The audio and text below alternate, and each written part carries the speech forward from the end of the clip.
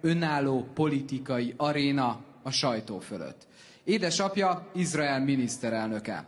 A színpadon Yair Netanyahu, és aki kérdezi, Jeszenszky Zsolt, a Hír TV műsorvezetője.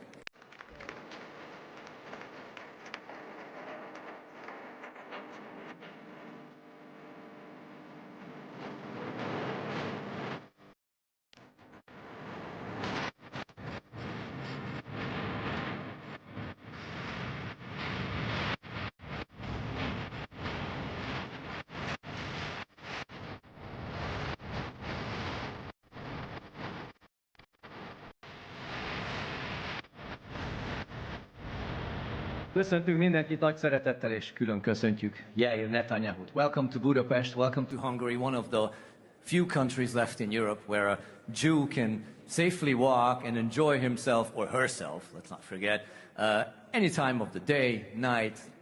It's wonderful to be here for us. How is it for you? How you doing? Hello, Joe. Thank you for having me today. I'm thrilled to be here in Budapest. It's one of my favorite places in the world. I love Hungary. I think Israelis are discovering Hungary in recent years and fell in love with Hungary, and we all feel so safe here, and it's such a beautiful country and safe country, and it's like almost like a second home for me. And köszönjük szépen, lehet tapsolni. And Hungary is also one of the staunchest, most fierce allies of Israel.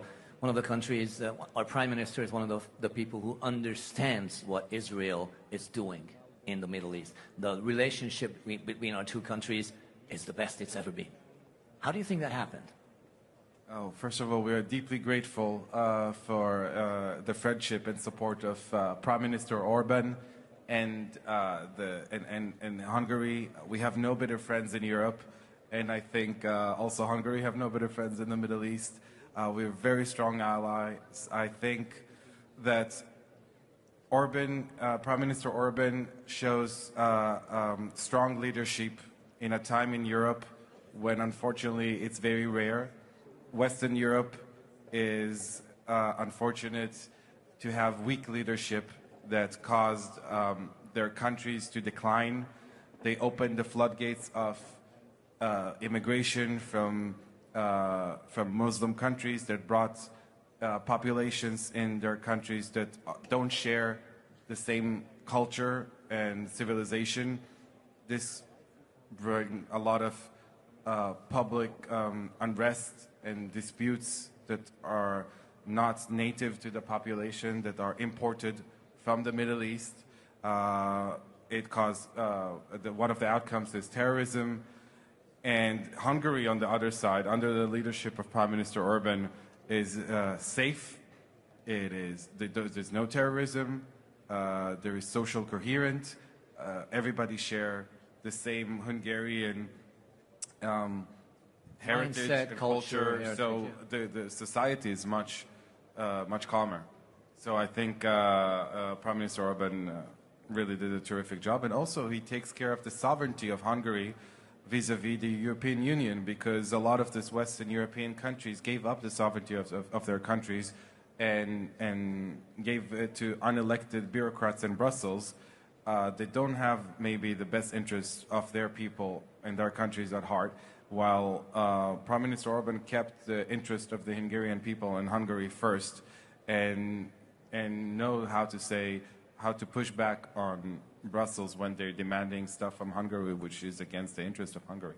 So we both understand how it feels like to be surrounded by people, countries and folks who are not so friendly to us. I think Hungary has come a very long way in the past about 100 years. We're much better off than we were in, let's say, even like 30 years ago.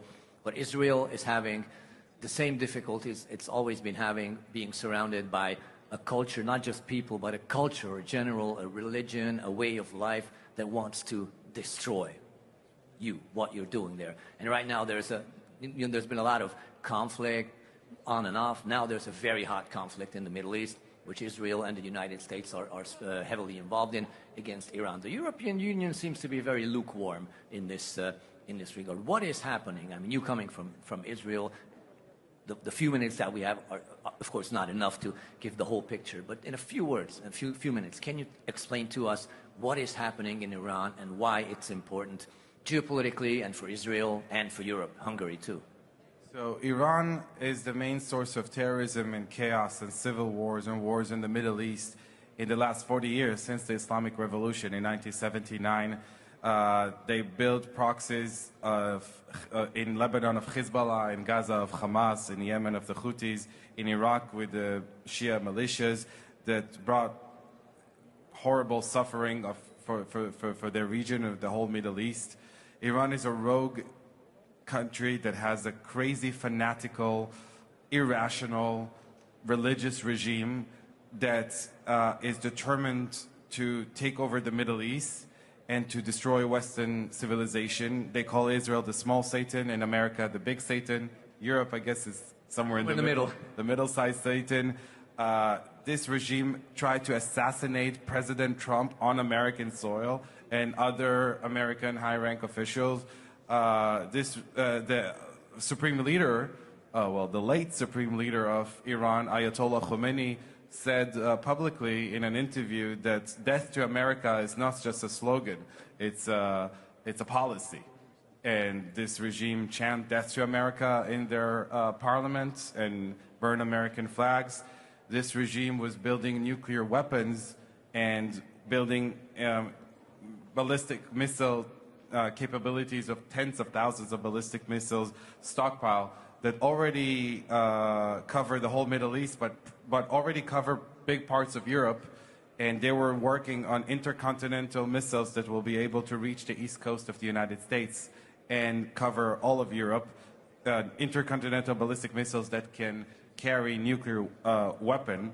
And they would have used it first to destroy Israel, of course, to annihilate Israel, to dominate and occupy and take over the Middle East, Arab, Muslim, Sunni countries, and to extort and to threaten Europe and America.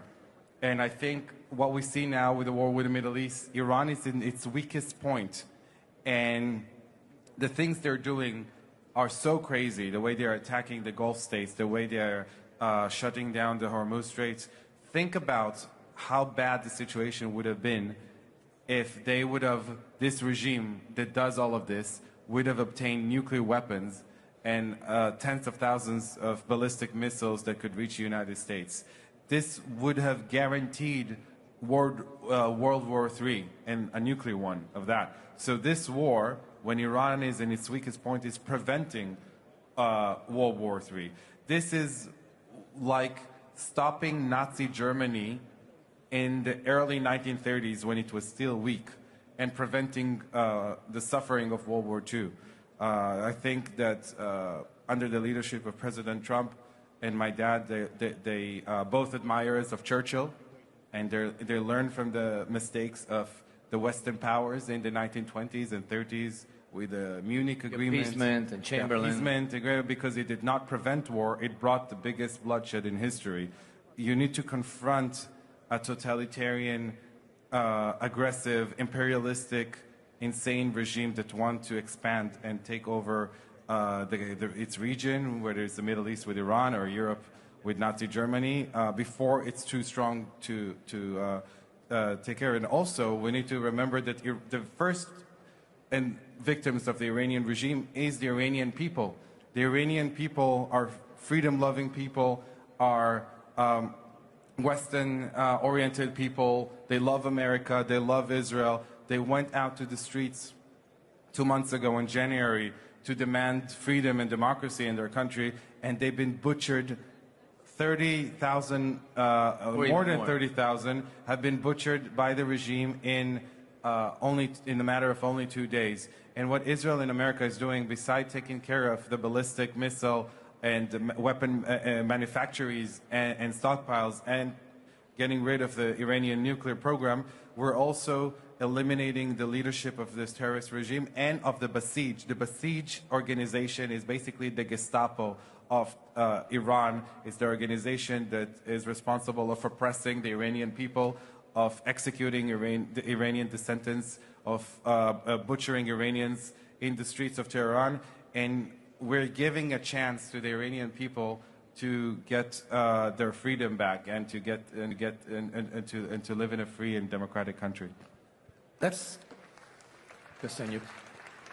suppose what we're hoping, that the Iranian regime is toppled by their own people. Maybe Reza Pahlavi returns. Maybe they elect a democratic government. Maybe even the Iranians who live all over the world go home, and Iran will be a prosperous, peaceful country. Do you see hope for the Middle East in general if that happens, with Israel being a major player, with Saudi Arabia, Sunni Muslim Saudi Arabia being a major player? Because let's not forget that beyond this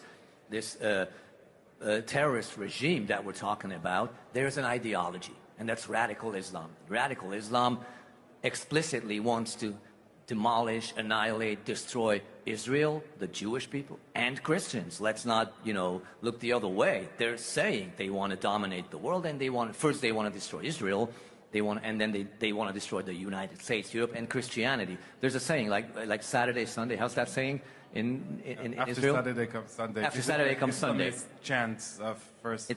So this ideology that wants to destroy both of us. There's much more to it than the military conflict. There's a very deep ideological, religious aspect to it, and I think Christianity and Judaism are, and I'm optimistic and I'm hopeful, and I kind of like what I see, and I hope it goes on, that we are finding our common roots, both our biblical common roots and our political common roots and our common interests, and we're like fighting side by side against a much larger enemy that wants to destroy both of us. But there's more to it. I'm saying there's more than the military and the political aspect. There is a religious aspect to it.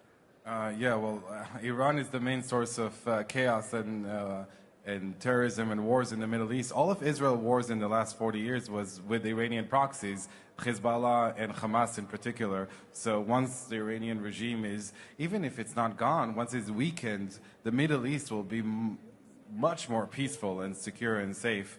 Regarding what you spoke, well, there is about the alliance of Jews and Christians in the Islamist rallies. They love the chant, after Saturday comes Sunday, which means first we take care of the Jews, then we take care of the Christians. Christians are being ethnically cleansed throughout the Middle East.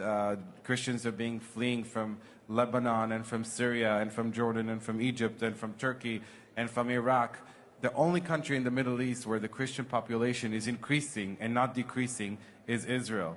The only country in the Middle East where Christians are equal, free citizens is Israel, that serves in the army, that serves in our Supreme Court, in our politics, in every aspect of the Israeli life. Israel is the only safe haven for Christianity and Christians in the Middle East. I can give you the example of the holy city of Bethlehem, where Jesus Christ was born. Up until 1994, Israel controlled the city, and the Christian population of the city was above 80%. In 1994, Israel signed the Oslo Accords and transferred the control of the city to the Palestinian Authority. 30 years later, or something like that, today the Christian population is less than 10%. Most Christians in the city were persecuted and fled because of the persecution of the Palestinian Authority. Israel is the only country in the world that ever fought for Christians in the Middle East. In the 80s and 90s, Israel fought in the civil war. Israel invaded Lebanon because Lebanon was firing rockets in Israel, but also because there was a civil war going on in Lebanon between the Christian Maronites and the radical Islamist Hezbollah and Palestinian factions. And Israel fought along with the Christian Lebanese against the Islamist militias. So Israeli soldiers were fighting and dying for the Christians in Lebanon. So I think that it's important to understand that the importance of Israel of preserving Christianity and Christian population in the Middle East. Thank you very much. Hölgyeim és uraim, a fiatalember nekem még a színfalak mögött azt mondta, hogy ő egy introvertált, aki nem szeret beszélni. Hát szerintem fantasztikusan összefoglalta a helyzetet. Köszönjük szépen. Thank you again for being here. Thank you.